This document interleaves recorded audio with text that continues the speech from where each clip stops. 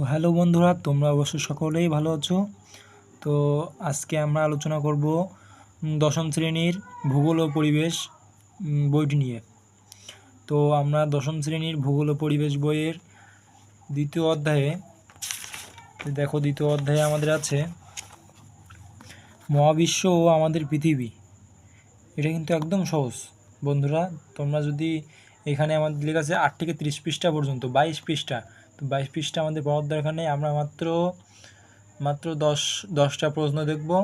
10টা প্রশ্ন দেখার পরে আর বাকিগুলো 2-3বার রিডিং পড়বো বই থেকে। পড়ার পরে দেখব কিন্তু আমাদের সম্পূর্ণ মুখস্থ করার দরকার নেই, সম্পূর্ণ কিন্তু মাথায় ঢুকে যাবে। পরীক্ষায় আমরা খুব সহজেই উত্তর লিখতে পারবো। এই আমার মনে হয় যে এই অধ্যায়গুলোর থেকে সবচেয়ে সহজ অধ্যায় হলো এই দ্বিতীয় অধ্যায়, মহাবিশ্ব আমাদের পৃথিবী। তো আমরা কিছু প্রশ্ন যেগুলো খুবই গুরুত্বপূর্ণ, পরীক্ষা অবশ্যই পড়বে, সেসব প্রশ্নগুলো আমরা দাগিয়ে রেখেছি তোমাদের জন্য। তো আমি সেগুলো দেখাতে চাই, তো আমি সেগুলো দেখাচ্ছি।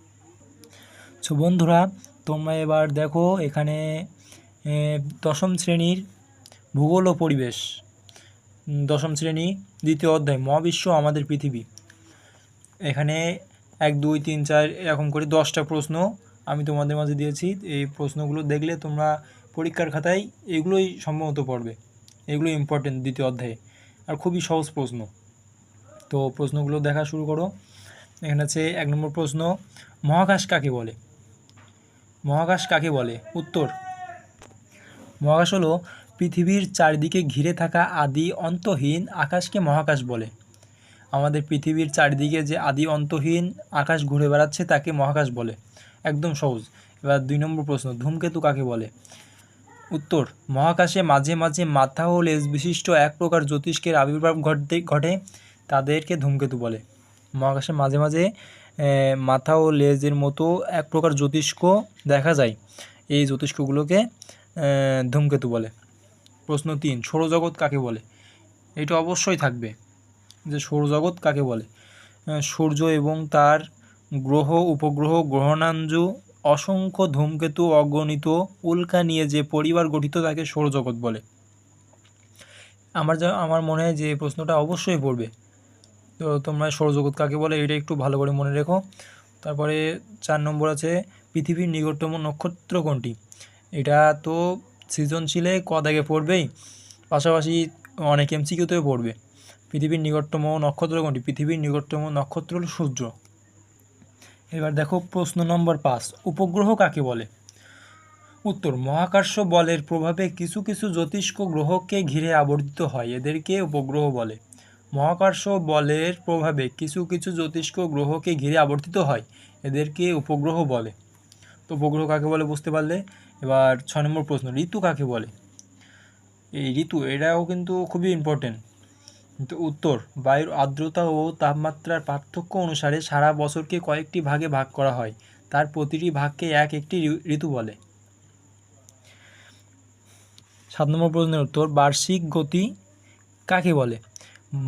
উত্তর, মহাকর্ষ বলের ঘর্ষণে পৃথিবী নিজ অক্ষের উপর অবিরাম ঘুরতে ঘুরতে একটি নির্দিষ্ট পথে নির্দিষ্ট দিকে এবং নির্দিষ্ট সময়ে যে গতিতে সূর্যের চারিদিকে ঘুরছে তাকে বার্ষিক গতি বলা হয়।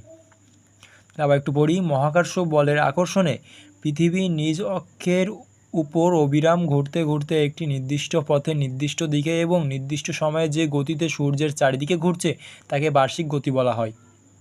আর এই বার্ষিক গতি কিন্তু 365 দিনে একবার হয় পৃথিবীতে, অন্যান্য গ্রহে ও অন্যান্য রকম।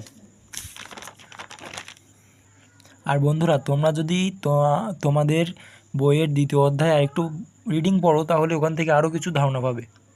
তো এখন আমরা আসি 8 নম্বর প্রশ্ন, পৃথিবীর গতি কী এবং কত প্রকার?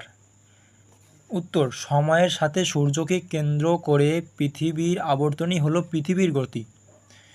পৃথিবীর গতি 2 প্রকার, যথা আহ্নিক গতি ও বার্ষিক গতি। এই আহ্নিক গতি যেটা ঘোরার কারণে আমাদের দিন ও রাত হয়, আর বার্ষিক গতি যেটা ঘোরার কারণে আমাদের বছর বলা হয় 365 দিন। তো এখন 9 নম্বর প্রশ্ন, আহ্নিক গতি কাকে বলে? উত্তর, পৃথিবী নিজ অক্ষের উপর পশ্চিম থেকে পূর্ব দিকে যে নির্দিষ্ট গতিতে প্রবর্তন করে তাকে আহ্নিক গতি বলে। প্রশ্ন 10, মহাবিশ্ব কাকে বলে? এটাও কিন্তু খুবই ইম্পর্টেন্ট, এটাও আমাদের দেখার দরকার।